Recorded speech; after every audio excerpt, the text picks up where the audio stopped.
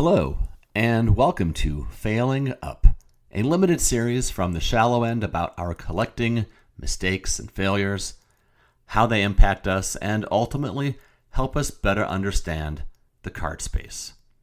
It's about the moments we need, even if we don't necessarily enjoy them. I'm Dave, and I wanted to do this series to help us all feel a little less alone in this hobby. We've all made mistakes. No one is perfect, and maybe, just maybe, we can learn from each other. Today's guest is Jonathan, better known on IG as Sports Cards and Sunsets. As 1/3 of the Rough Cuts Vintage Card podcast, Jonathan and his partners have fun discussing vintage cards and all related topics, which is why I think you'll find this conversation so interesting. This is Jonathan's tale of what can happen when one wanders a little too far from what makes a collection a collection.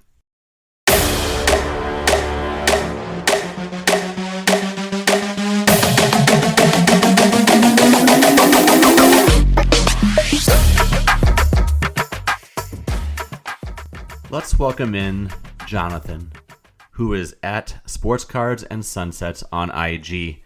He's also 1/3 of the Rough Cuts podcast. You might know him for his thoughtful commentary or for his beautifully curated Instagram page. Jonathan, thanks for being here. And if you would, please share a collecting mistake. Well, thanks so much for having me on, Dave. Yeah, and I'd love to. Thankfully for me, or not thankfully, I've had many. But there's one story I've never told publicly yet, and it might be the biggest mistake I made in the hobby. So I'd love to dive into it. And for folks who are listening to the podcast, I'm wearing my Argentina soccer jersey right now, and I'm wearing that for a reason. It's related to the mistake I made. This was back in the fall or the late summer of 2022 when the World Cup was looming. And I'm a big Argentina soccer fan. I lived there for a year, and my wife is Argentinian. So I say my kids are half Argentinian, and we're really big fans. And this is a story of when I think getting caught up in all of that, and frankly, in the wake of the sports card frenzy from COVID, I bought a card that I really had no business buying and knew very, very little about, which was, you'll hear as I dive into the story, something that went from bad to worse. And then surprisingly for me, ended up having a happy ending. So we'll dive into all of that. So the floor is yours. Why don't you just take us through it, start wherever you want to take it, and just run with it, man. The floor is yours. So the platform was PWCC. This is back before the Fanatics acquisition. And it must have been one of the weekly auctions. So I think this was it took place over a weekend, a Saturday or a Sunday. And I recall at the time I was starting to get away from my bread and butter. And just so folks that don't follow me on Instagram or haven't listened to Rough Cuts, I'm primarily a vintage baseball collector, low grade to mid grade. In fact, when I was looking at my spreadsheet, I discovered I don't have a single high grade vintage card that's worth more than $200. So no 9s or 10s worth more than $200. But on this particular weekend, with a little bit of World Cup frenzy in the air, perhaps, I came across a Diego Maradona rookie card. This was a 1979 Panini Calciatori sticker. And it was in a Beckett, a BVG 9 label. And the price seemed to me maybe low. I quickly pulled up my vintage card prices app, and I looked at comps, and I saw that the last one had sold a year prior for $11,000. And a few months before that, one sold in a buy it now for $39,000. This one was sitting around $5,000. And I thought, what the heck? I put in what I thought was a qualifying bid. The next bid increment was $6,300 for this BVG 9 Diego Maradona card. Now, I was starting to collect some Messis, but I wasn't particularly interested in Diego Maradona. And there was no reason I should have a Beckett slab 9 grade vintage card that I knew very, very little about. Turns out it's even debatable whether it's his rookie. Needless to say, the qualifying bid was in, and that was how I rolled back then. I just put in a bunch of qualifying bids. You're kind of you're participating in the auction, and you see how it goes. Well, I think it was maybe a Saturday I put the bid in. I'm watching the auctions on Sunday, and nobody else is bidding. Nobody else is bidding. I thought this was a $11,000 card, and the auction ends and it's mine. Invoice served, $6,300 for my Diego Maradona card. And I kind of lied to myself in the moment and said, this is great. I just got it for way under comps, right?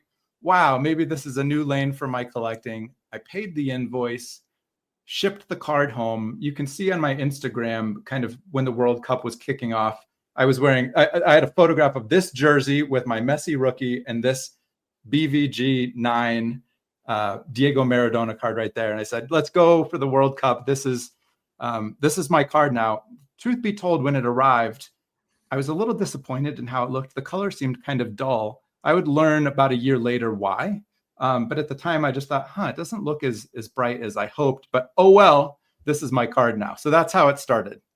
It's funny. My mind, as you were telling about how you kept waiting for someone else to bid and you're still winning, my mind raced to Tony, Southern Collector 14, and the story of his 52 mantle and how he bid on it and sort of told his wife over dinner that he had, but he says, don't worry, someone's going to outbid me. And he's watching it, and next thing you know, he won it. But that led to a succession of wonderful things that had happened. It sounds like this one did not end quite so favorably for you. Yeah, I almost would put these cards in different asset classes where if you get a chance like Tony did to land a 52 Topps mantle for less than you thought, that's only good news. In this case, I had bought the card and then I was trying to learn about it. I went on to learn that Maradona had, there's a little disc card that came out even 2 years earlier in 1977. There are a few different 1978 issues. Was this even a rookie? Why didn't it look very good? I just kind of stewed on it for a while. Now, in the meanwhile, Argentina won the World Cup. I had my two Argentina great cards in the collection. It was a lot of fun, but I kept wondering why I had this card. And the next year, when it came time to go out to Chicago for the National, I was looking at my collection and I had some big vintage baseball cards I was hunting, and I asked myself, what's kind of expendable or trade bait that I could take? And this was the first card I grabbed. I said, yeah, that card never really spoke to me. I don't know why I have it. So I put it in my backpack. I went out to Chicago, and anytime I was looking at a card and hoping to make a trade, that was the one I pulled out. And I kind of, in the process, learned that my copy really didn't look as good as the other ones, because this was the first time I ever saw examples of that card in person. And every copy I saw on the floor looked a lot better and brighter than mine.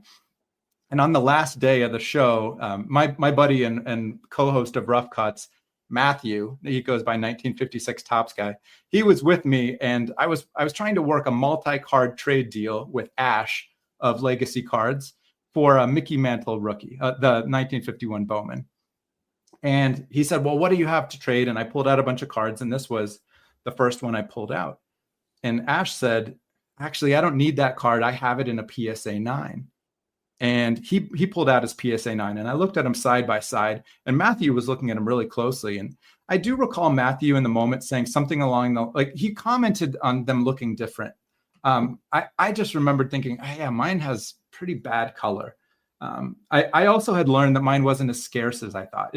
In Beckett, there were 10 9s and 10 9.5s, and PSA had, I think, 16 higher graded. So, it was kind of in this weird ground where it was high grade but not scarce. I think the market was going down, and needless to say, I didn't make the trade with Ash, but I walked away really sour on my card.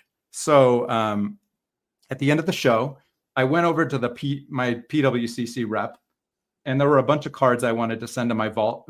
Some of them for the fun of seeing if I got an eye appeal sticker. And I told my rep, I said, hey, this card, I bought it on PWCC. I'm not loving it. I'm thinking about resubmitting it and auctioning it. He said, great idea. So I gave it back to the auction house I bought it from.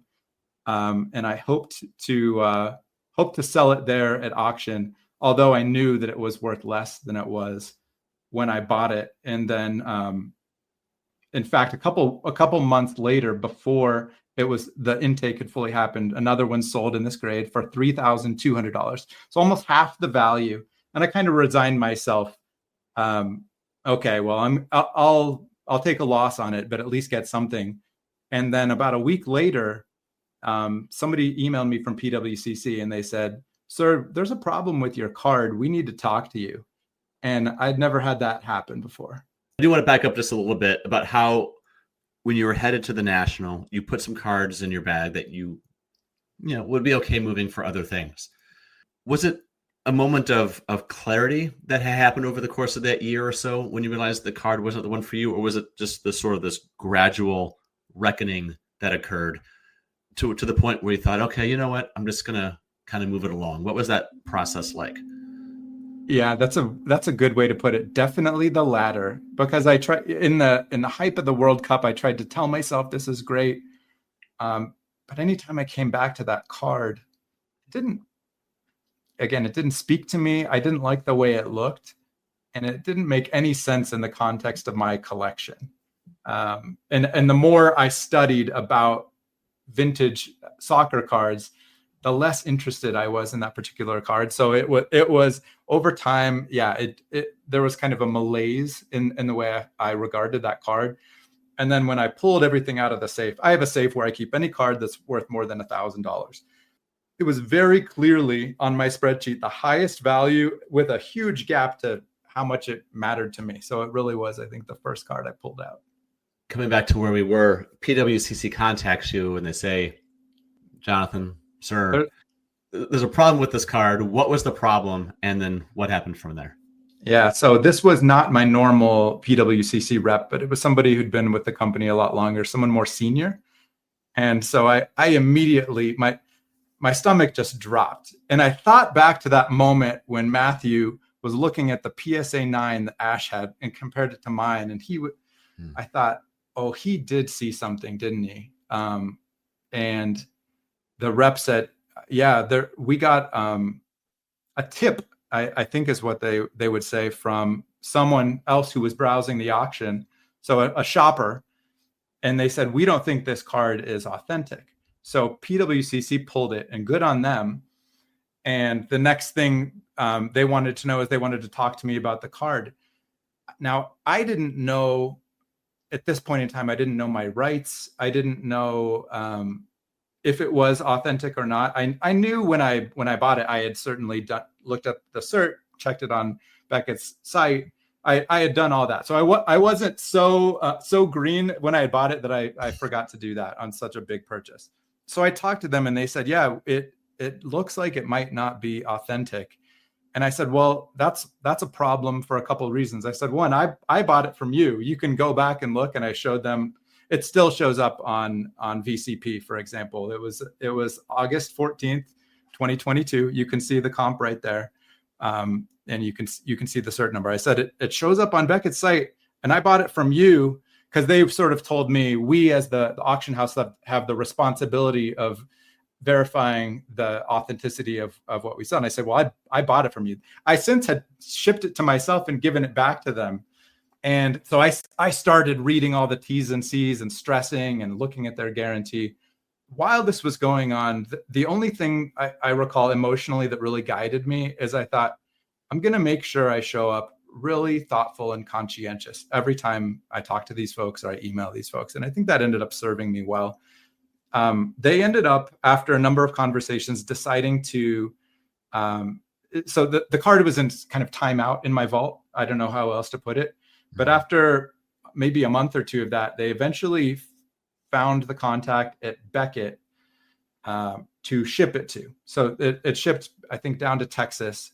And it was a pretty hard process of me trying to figure out how to fill out the Beckett forms online to evaluate a card they'd already graded. And it was a real labyrinth. But somehow we got through this process of finding somebody at Beckett to send it to. And it languished there for maybe 4 or 5 months. Many times I had to follow up with emails to customer service, emails to Beckett. Eventually I got a phone call from Texas, and I took it. It was from a number I didn't know. It was a woman, very senior at Beckett. And she said, we have your card, and what do you want to do? And I kind of asked her, I said, well, what'd you find? Is it real? Is it counterfeit? And she said, oh, I thought you knew. Yeah, it's definitely counterfeit. This was our mistake. And she started asking me payment information. And, despite that recent comp at $3,200, Beckett made me whole and they refunded me. They wrote me a check for $6,300. I got my money back about 2 years later. And so oddly, I ended up better off that the card was counterfeit than if it was real. And I don't even feel like I deserved that happy of an ending to the story. I learned a lot through it, and we can dive into that. But it was buying a card I never should have bought, the despair of discovering that it was counterfeit after failing to trade for it. And thank God I didn't make a trade for it. I would have felt awful. And then eventually being fully made whole and refunded. And being made whole and refunded by a company not known for the guarantee the way PSA did. And good on Beckett for making you whole. Yeah. And I think it was really in the spirit of however they partner with PWCC, now Fanatics, but it was really the folks at PWCC who I tried to show up and be really civil and educated and patient with, who I think really advocated for me, because I was never Beckett's customer. They didn't grade that card for me, and they're the ones that cut the check. So it worked out. Financially, it worked out for you, like you said, even better than if you had sold it and taken a loss. What were some of the things that you learned about like yourself and your collecting from that process that you've been able to apply going forward? Have there been other moments where you have found yourself maybe veering too far out of your lane since then, where you've been able to steer back? Or are there other lessons that you can glean from this? It was such a wake-up call for me that when I look at the tale, I'm in many ways glad that I had this glaring incident that was a real look in the mirror of, okay, what made me make that terrible decision? Why did I think that I could just willy-nilly throw out a $6,000 bid on something that I didn't really want to buy? And I've done a lot of introspection since then about what I collect. On that spreadsheet I mentioned, now I have a whole tab that defines what I collect for myself. So I can look and say, are these the players that I collect? Yes. Are these the types of sets I'm interested in and time periods? So I have not gone out of my lane before that. And I also didn't have community back then. A lot of the really close friends and the hobby for me were kind of forged at that 2023 National in Chicago. And now when I'm thinking about something, I bounce it off of my friends. I say, what do you think about this? Does this make sense? And some of them, like Nate in Cardboard Veritas, he will tell you if he thinks you're off base. And it's good to have friends like that in the hobby. So that's one thing that helps me define my lanes and stay in them. As we wind down here, I guess my last question for you would be, on some level, on any level, are you glad that you had the experience of going through this because it helped you understand yourself better as a collector? Or would you rather have not had the 2 years of stress? It was, if there's one word I would choose for it, it was humbling. And there were multiple places in the story where I look back and I feel humbled. But yeah, I'm glad it happened. It taught me to, in addition to stay in your lane, it taught me a lot more about the market and not chasing value, studying and knowing the subject matter much better of what you're buying. And the other thing I would say about these high-end cards, they're not terribly liquid compared to the stuff that I normally buy and sell. For example, I mentioned Ash had a PSA 9. I just saw on the Instagram account, Day Sport Cards, that PSA 9 is still in his inventory. It's a beautiful card. If folks are going to the National, you might see it there. But the stuff that you and I collect, Dave, for example, it's much more liquid, which makes it not feel like as big of a commitment to own it. Yeah. I lied. I do have one more question that just came into my mind about this. One of the fun things about this hobby is sometimes chasing something that is a little bit off the beaten path of what you maybe don't necessarily collect, but it's something new and you want to investigate it a little bit. Is there still room for that in your own collecting, and how might you go about that a little bit differently than you did before? If you see something that maybe doesn't quite fit, but I just want a little nibble. Yeah, absolutely. And I do redefine what I'm interested in. In fact, the co-hosts of Rough Cuts and I were just talking about some of our Michael Jordan refractors yesterday, which doesn't sound a whole lot like low grade vintage baseball. But what I've learned is when I'm going to shift into a new gear, so much of the fun in this hobby is the learning and the deliberation. I might actually spend a full year watching the market, watching other content creators talk about these things. There's some collectors on Instagram right now counting down the top Michael Jordan inserts, and you can watch the whole series and really think hard about what's the one I want to go for. That's a lot different than a qualifying bid on a Saturday and an invoice on a Sunday, right? And so I think it's such a great question, and it's something collectors really should think about breaking out and go slow. It's a really slow hobby, and that's become one of the things I love the most about it. Jonathan, thank you. Thank you for sharing your story. I'm glad it worked out for you. Sports Cards and Sunsets on Instagram and Rough Cuts wherever you get your podcast. Thank you for coming on. Thanks so much.